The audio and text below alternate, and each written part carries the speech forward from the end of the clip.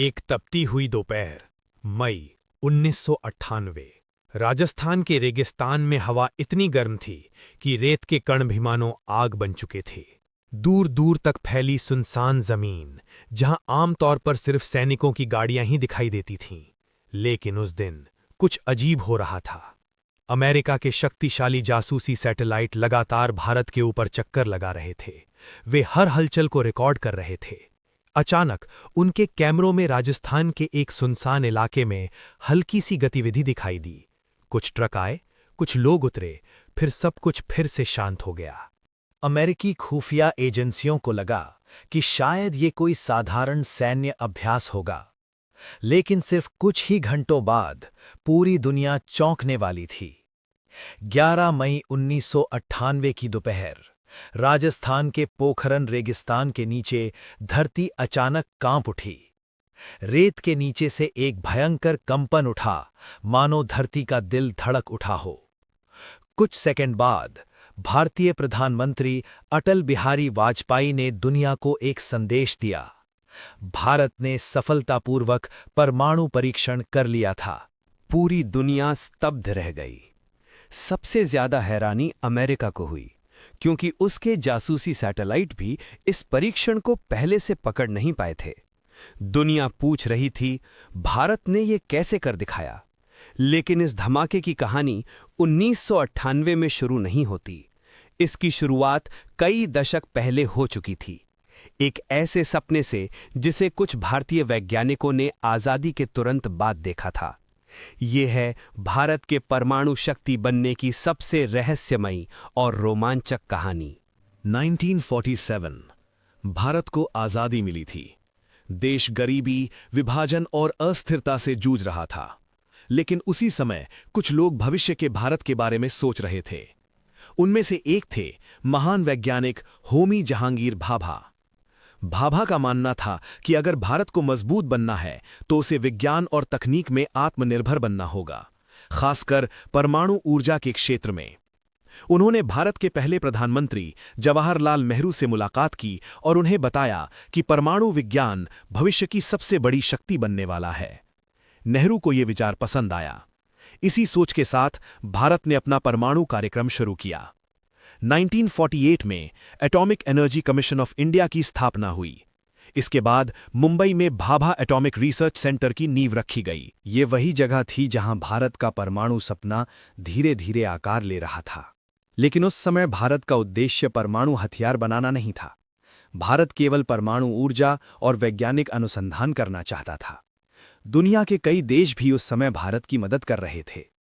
Canada और America ने भारत को परमाणु रिएक्टर बनाने में सहयोग दिया। लेकिन इतिहास ने अचानक एक ऐसा मोड़ लिया जिसने भारत की सोच ही बदल दी। 1962 भारत और चीन के बीच युद्ध शुरू हो गया। ये युद्ध साइनो इंडियन वॉर के नाम से जाना जाता है। भारत को इस युद्ध में गहरा झटका लगा। देश को महसूस हुआ कि सिर्फ शांति की बातें करने से सुरक्षा नहीं मिलती। 1964 में चीन ने अपना पहला परमाणु परीक्षण कर दिया।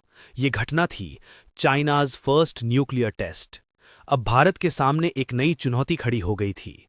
एक ऐसा पड़ोसी देश जिसके पास परमाणु हथियार थे। यहीं से भारत के भीतर एक नई बहस शुरू हुई। क्या भारत को भी परमाणु शक्ति बनना चाहिए? इस सवाल का जवाब आने में ज्यादा समय नहीं लगा।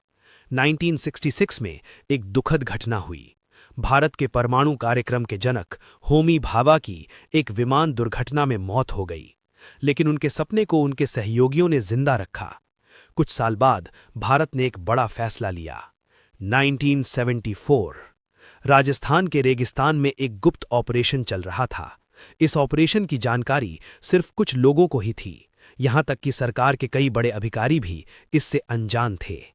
18 मई 1974 की सुबह राजस्थान के पोखरण टेस्ट रेंज में जमीन के नीचे एक गुप्त परमाणु उपकरण लगाया गया। कुछ ही क्षणों बाद धरती हिल गई। भारत ने अपना पहला परमाणु परीक्षण कर लिया था। इस परीक्षण का नाम था पोखरण 1। उस समय भारत की प्रधानमंत्री थीं इंदिरा गांधी।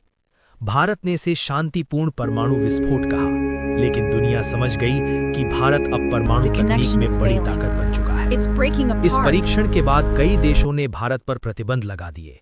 परमाणु तकनीक और उपकरणों की आपूर्ति रोक दी गई। लेकिन भारत ने हार नहीं मानी। भारतीय वैज्ञानिकों ने तय किया कि वे अपने दम पर ही आगे बढ़ेंगे। धीरे धीरे भारत ने अपने परमाणु कार्यक्रम को पूरी तरह स्वदेशी बना लिया। समय बीतता गया, लेकिन दुनिया को ये पता नहीं था कि भारत चुपचाप अपनी क्षमताओं को और मजबूत कर रहा था। फिर आया 1998। भारत में नई सरकार बनी थी। प्रधानमंत्री थे अटल बिहारी वाजपेयी। सरकार के सामने एक बड़ा सवाल था, क्या भारत को खुलकर परमाणु शक्ति घोषित करना चाहिए?